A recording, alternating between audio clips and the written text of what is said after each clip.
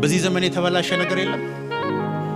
ሰዎች ኢየሱስ በመስቀል ላይ ደሙን አፍስሶ የከፈለውን ዋጋ ድሆችን ብር እያስከፈሉ በገዝታው የሚጸልዩ ሰዎች የሉ። ይሄ ደግሞ አንገታችንን የሚያስደፋ የእግዚአብሔርን ጸጋ የተጸለየበትን ዘይት ልጄ ይፈወሳል እያሉ ሰዎች ለልጆቻቸው ፈውስ 15 እና 20 ሺህ ብር የሚሸጡስ የሉ አሉ።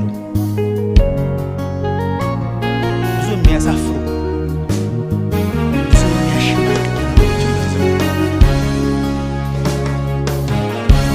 ወንጌልና ገንዘብ አንድ ሰው አገልጋይ ለመሆን ሲያስብ ከድሃ ገንዘብ ሰብስቦ ሀብታም ለመሆን የሚያስብ እኮ ነው የሚያሳፍር።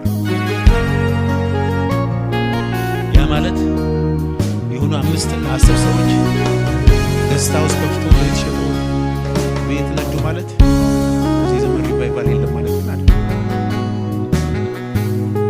ዮሐንስ አንገት ስለተቆረጠ ኢየሱስ ነብይ መሆኑ ይቀራል። እግዚአብሔር የተናገረኝ ግን እንደ ዳዊት የተራቡ ልጆች አሉ።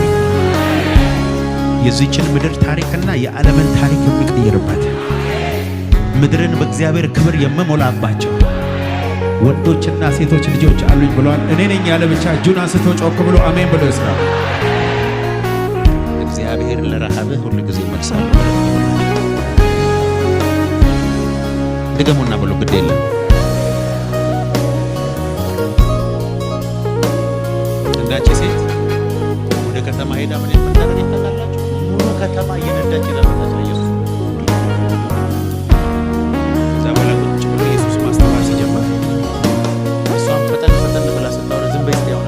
እንዲያውም አንቺ የነገርሽን ብቻ አይደለም ኢየሱስ ካልሹ በላይ ነው።